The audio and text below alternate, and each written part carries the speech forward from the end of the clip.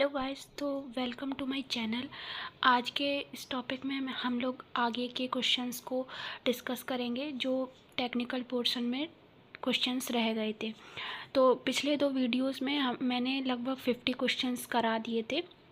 तो एनसीएल के पैटर्न के अकॉर्डिंग 70 क्वेश्चन टेक्निकल पोर्शन के और 30 क्वेश्चन नॉन टेक्निकल पोर्शन के आते हैं। तो जो 70 क्वेश्चंस हैं उनमें से मैंने लगभग 50 क्वेश्चंस करा दिए थे। कुछ क्वेश्चन बीच में रह गए थे और बाकी के क्वेश्चन हैं वो मैं टोटली पूरे इस वीडियो में करा दूंगी, ठीक है। और उसके बाद जो नेक्स्ट वीडियो होगा उसमें मैं आपको नॉन टेक के क्वेश्चंस कराऊंगी। तो इसमें मेरे सारे टेक्निकल पोर्शन का ख़त्म कर दूंगी मैं, ठीक है। तो जो आगे का पे क्वेश्चंस था उससे हम लोग शुरुआत करते हैं, ठीक है। तो let's start the video. Questions है, anaemia is commonly seen in athletes, pregnant lady, children only, elderly male. तो एनीमिया का किस में कॉमनली देखा जाता है? तो इसका ऑब्वियसली आंसर है प्रेग्नेंट लेडी। तो ये बहुत सिंपल क्वेश्चन था। नेक्स्ट है, ability of a substance to observe water molecule from surrounding environment.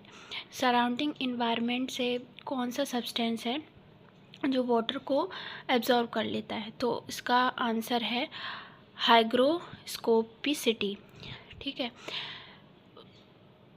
Anaemia is due to reduction in, anaemia किसके रिडक्शन से होता है? तो प्लेटलेट के, डब्ल्यूबीसी के, आरबीसी की या प्लाज्मा के। तो मेजरली अनीमिया जो होता है वो आरबीसी के रिडक्शन से होता है। लेकिन अगर कहा जाए कि और ओवर भी बहुत अनीमिया बहुत तरह के होते हैं, तो डब्ल्यूबीसी प्लेटलेट्स की कमी या फिर और भी जो सेल्स होती हैं, टोटल जो सेल्स होती हैं उनकी कमी से भी अलग अलग तरह के अनीमिया हो सकते हैं। लेकिन मेजरली अनीमिया का जो डेफिनेशन होती है तो वो यही होती है, आरबीसी का रिडक्शन, ठीक है। नेक्स्ट है, how to prevent platelet clumping. Platelet की क्लम्पिंग को हम कैसे रोक सकते हैं?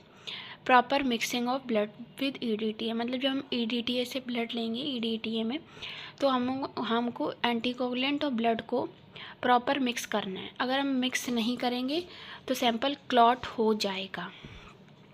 तो जब भी हम कहते हैं ना, जैसे कि जब भी हम ड्रॉ करते हैं मतलब वायल में डालते हैं ब्लड को, तो हम कहते हैं ना कि स्पीड में नहीं करना चाहिए तो हीमोलिसिस हो जाएगा, और प्लम्बर को तेज़ से नहीं खींचना चाहिए, हीमोलिसिस हो जाएगा। तो और हम लोग मिक्सिंग नहीं करेंगे प्रॉपरली तो भी क्लम्पिंग हो जाएगी, क्योंकि वो जब पूरा जो पोर्शन है ब्लड का वो जब एंटीकोगुलेंट वायल में है उससे मिक्स ही नहीं होगा, मिलेगा ही नहीं, तो वो क्लम्पिंग तो करेगा ही करेगा, ठीक है ना। नेक्स्ट है, depth in improved Neubauer chamber is. Neubauer chamber की डेप्थ पूछी गई है तो इसकी होती है 0.1 mm। नेक्स्ट है, fructose test in semen analysis is done by. मतलब फ्रक्टोज टेस्ट होता है, उसकी एनालिसिस के लिए कौन सा टेस्ट करते हैं? तो हम रिसोर्सिनॉल टेस्ट करते हैं।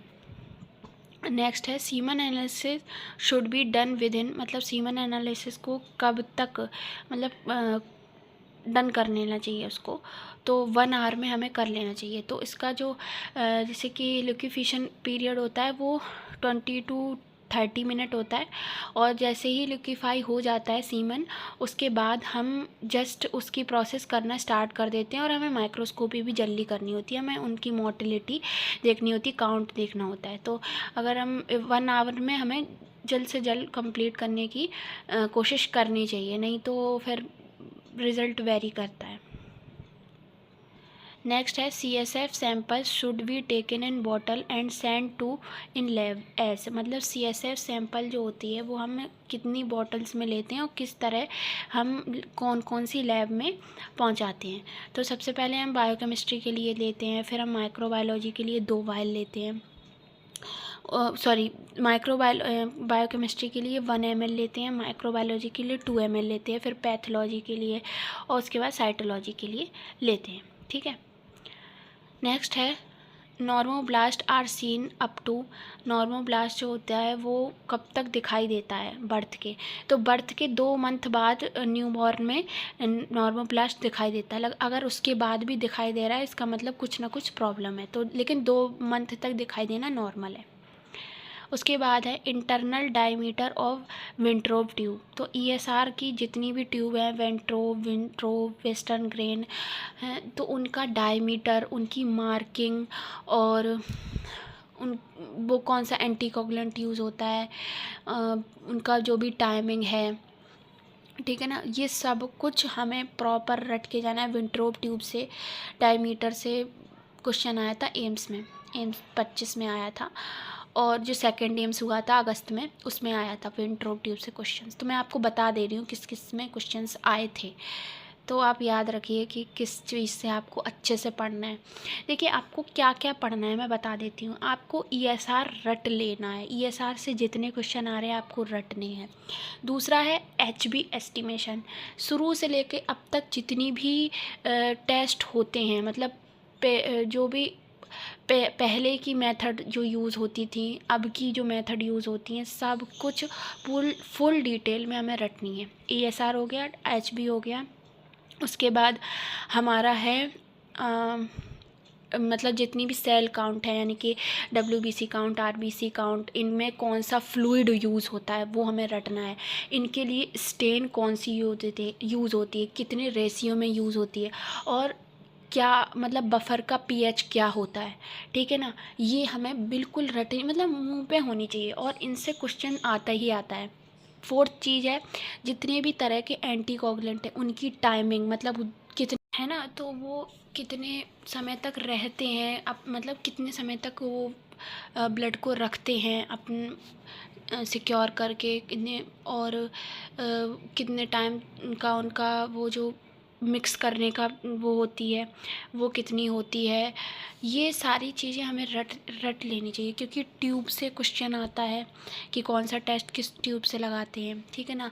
और ईएसआर आता है, ईएसआर का फुल फॉर्म आता है अलाइज़ा आता है, अलाइज़ा का फुल फॉर्म मैंने अभी तक जितने भी एग्ज़ाम दिए हैं उनमें लगभग 1 या 2 पेपर होंगे जिनमें एलाइज़ा का फुल फॉर्म नहीं आया होगा, बल्कि सारे ही पेपर में एलाइज़ा का फुल फॉर्म आया ही आया। और इतनी माइन्यूट से डिफरेंस होते हैं ना चारों ऑप्शंस में कि आदमी ना आता हुआ भी गलत कर देता है। तो आपको सारे ऑप्शन अच्छे से पढ़ने हैं, और आपको जो ऑप्शन अच्छा लग रहा है, सॉरी जो भी ऑप्शन आपको लग रहा है कि हाँ ये सही है वही लगाना है, ना कि आपको बस ऊपर से पढ़ के लगा देना है। उसके बाद है next question, special stain used for tuberculosis, यानी कि एसिड फास्ट बेसिलाई के लिए कौन सा स्टेन यूज़ करते हैं, तो जेनलिंसर, ये हमें याद है।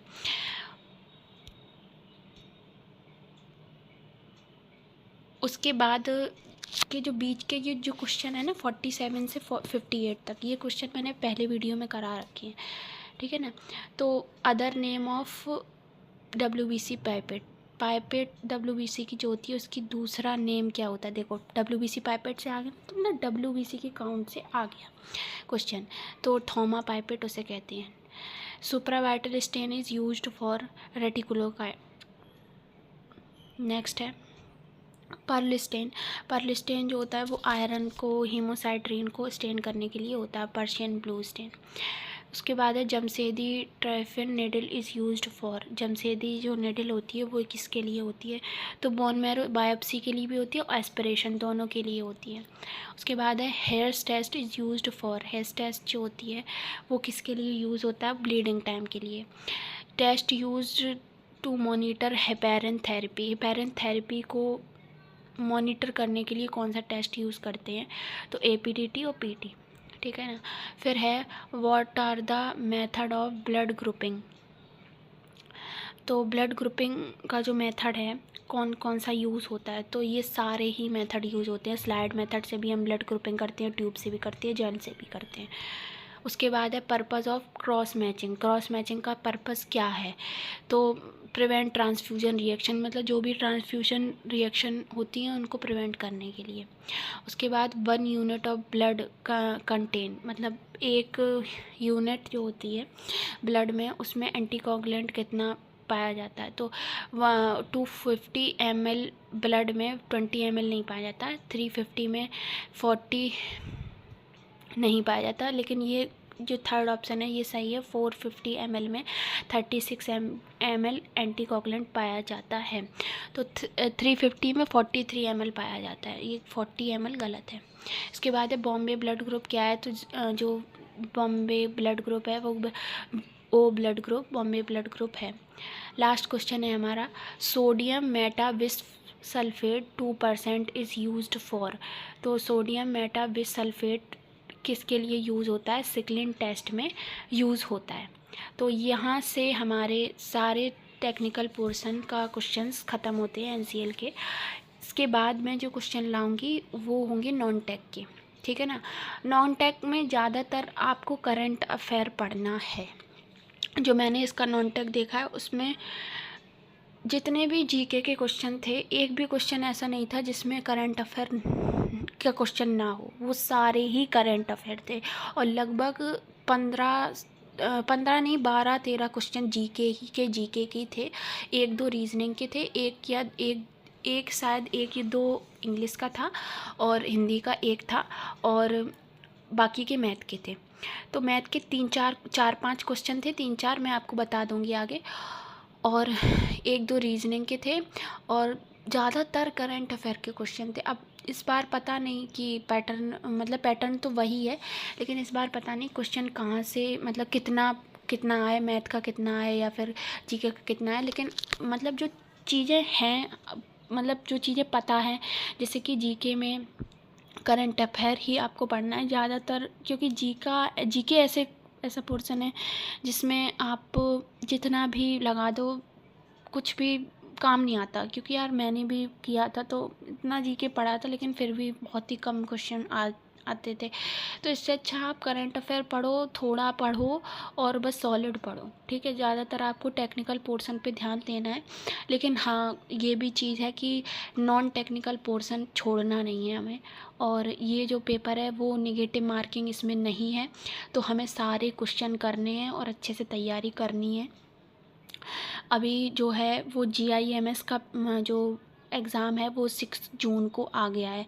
तो आपको GIMS का एग्ज़ाम अगर जो भी बच्चे दे रहे हैं, जो भी कैंडिडेट देंगे, तो उसमें भी आप अच्छे से देना उसको। उसमें 80-20 का रेशियो है और उसमें 1/4 नेगेटिव मार्किंग भी है।